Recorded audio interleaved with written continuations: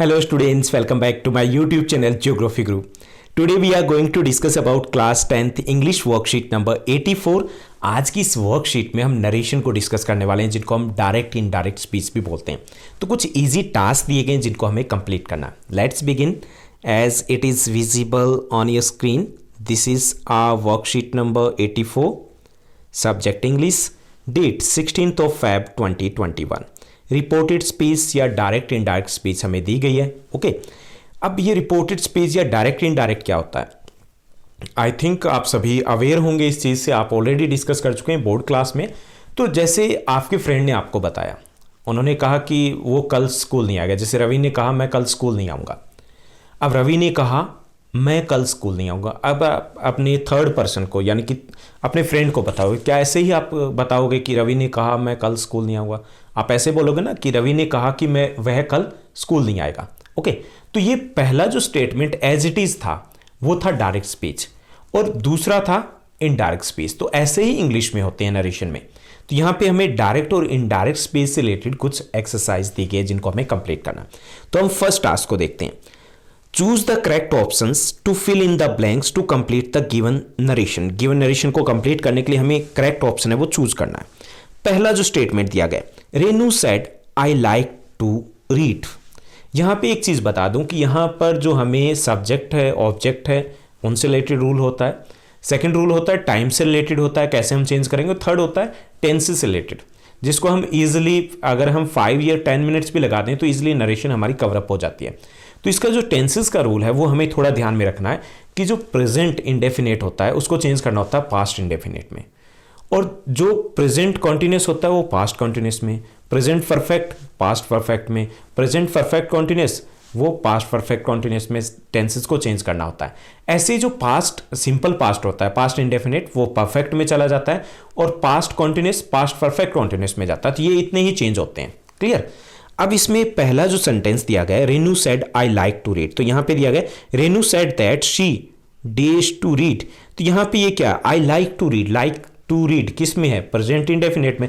Past में जाना है यानी कि सेकंड फॉर्म हो जाएगी. तो यहां पर हमारा बी ऑप्शन रहेगा.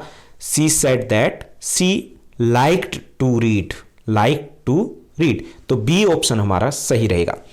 सेकंड जो दिया गया statement, Raju said to Sundar sun rises from the east. ये डायरेक्ट में है. इनडायरेक्ट में किया गया Raju said to Sundar that sun days from the east. तो यहां पे रोज ऑप्शन है, राइजेस है, राइज है. तो क्या होगा? यहां पे हमने सेकंड फॉर्म की, लेकिन यहां पर सेकंड फॉर्म नहीं करेंगे हम.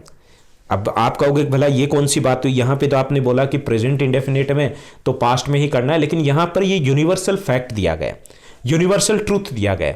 जो यूनिवर्सल ट्रूथ है वो एज इट इज रहेगा. ये नहीं कहेंगे कि उसने कहा कि सूर्य पूर्व से उदय होता है, ऐसे कहा, और अब हम जब इनडायरेक्ट में कहें उसने कहा कि सूर्य पूर्व से उदय होता था. ऐसा नहीं है. था, है और रहेगा. तो यहां पे बी हमारा ऑप्शन रहेगा. राइजेस सेम ही रहना है क्योंकि ये यूनिवर्सल ट्रूथ है, तो यहां पर कोई चेंज नहीं होगा. उसके बाद थर्ड जो हमें दिया गया, थर्ड दिया गया Satish asked Sameer do you like to eat chocolate. अब उसको इनडायरेक्ट में किया गया Satish asked Sameer days to eat chocolate. तो यहां पर हमें ऑप्शन दिए गए do you like, if he likes, if he like. तो यहां पे ये देखिए कि जहां पे डू डज डिड इस प्रकार के क्वेश्चन वर्ड होते हैं तो उसके लिए इफ यूज करेंगे. तो इफ हमारा दो में दिया गया तो पहला तो हो ही नहीं सकता. अब दोनों में हमें देखना कि ये हमारा प्रेजेंट इंडेफिनेट में तो पास्ट में लेके जाना है तो सेकंड फॉर्म आएगी. इफ ही लाइक्ड यहां पे दिया गया ना, तो हमारा सी ऑप्शन है वो करेक्ट रहेगा. ओके अब हम सेकंड टास्क की तरफ पढ़ते हैं. हमारा जो सेकंड टास्क दिया गया, सेकंड टास्क में हमें दिया गया स्टेटमेंट. यहां देखिए 4 फ्रेंड्स आर सिटिंग हियर. यहां पे ज्योति है, Jyoti is there, then Sushil is there. Jyoti के इस बाद सुशील है, सेम एंड रवि है. अब ज्योति कह रही है have you all read this book. क्या सभी ने ये बुक पढ़ ली है? ओके किसी बुक की बात करें, ये यहां पे बुक रखी हुई है. Have you all read this book. Okay किस में? ये प्रेजेंट परफेक्ट में है. ओके अब यहां पर सुशील कहता वाओ इट सीम्स इंटरेस्टिंग, कि ये तो मुझे बड़ी मजेदार लग रही है, इंटरेस्टिंग लग रही है. सेम कहता आई will start reading it tomorrow. मैं इसे कल से पढ़ना शुरू करूंगा. और यहां पर रवि कहता आई फिनिश्ड रीडिंग इट यस्टरडे. मैंने इसे कल ही खत्म कर दिया. ओके अब हमें सेंटेंसेस दिए गए इसी से रिलेटेड. तो यहां पर देखिए कि पहला जो सेंटेंस दिया गया, पहले ज्योति इंक्वायर्ड हर फ्रेंड्स, ज्योति अपने फ्रेंड से पूछती है इफ, यहाँ पे ऑप्शन दिए गए, they all have read this book, they all had read that book, they all have read that book. तो यहाँ पे हैव और हैव दोनों में दिए गए, तो ये क्योंकि प्रेजेंट परफेक्ट में तो पास्ट में लेके जाना, तो हैव वाले तो हो ही नहीं सकते, बात यही खत्म। तो हमारा ऑप्शन रह जाता है they all had read that book, तो यहाँ पे दैट आ जाएगा। ओके, दैट तो आ जाएगा दिस की जगह, और हैव की जगह हैड आ जाएगा। क्यों आ जाएगा? क्योंकि हमें किस में करना है, पास्ट परफेक्ट में करना है, तो हमारा सी ऑप्शन है वो करेक्ट रहेगा। उसके बाद आगे जो दिया गया, सुशील एक्सक्लेम्ड विद प्लीजर, खुशी से कहता दैट, यहाँ क्या है ना, वाओ इट सीम्स इंटरेस्टिंग, उसने क्या कहा, तो यहाँ पे ऑप्शन गया that seemed interesting, it seemed interesting और इट सीम्स इंटरेस्टिंग। तो इसमें जो इट की जगह दैट यूज करेंगे तो that seemed interesting. Okay, this की जगह दैट, ऐसे इट की जगह दैट, तो यहाँ पे दैट सीम्ड इंटरेस्टिंग।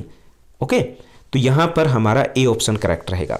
उसके बाद थर्ड जो दिया गया, then Sam said that I will start reading it tomorrow, तो यहाँ पे दिया गया विल की जगह तो वुड आ जाएगा। ओके, तो यहाँ पर स्टार्ट रीडिंग इट टुमारो तो हो ही नहीं सकता है, क्योंकि इसको हमें द नेक्स्ट डे में करना है, तो सेंटेंस रह गए ए और सी।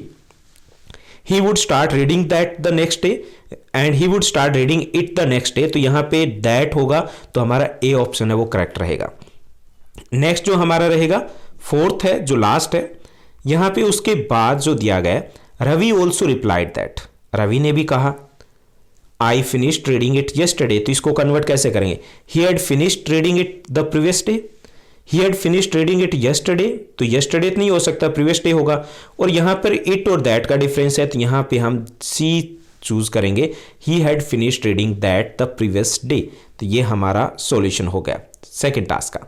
तो ये थी हमारी आज की काफ़ी इजी वर्कशीट। आई होप आपकी स्टडी है वो फुल स्विंग के साथ जा रही होगी, बहुत अच्छे तरीके से आपकी तैयारी चल रही होगी, और ऐसे ही पढ़ते रहिए, आगे बढ़ते रहिए। 80 डेज़ के आसपास आपका टाइम रह गया है, और प्लानिंग के साथ चलिए। कोई डाउट्स हो, क्वेश्चन हो, तो आप मेरे से पूछ सकते हो, कमेंट बॉक्स में कमेंट कर सकते हो। साथ ही साथ आप मुझे इंस्टाग्राम पे फॉलो कर सकते हो, और हमारा टेलीग्राम का चैनल भी ज्वाइन किया जा सकता है। Thank you, bye bye, have a nice day.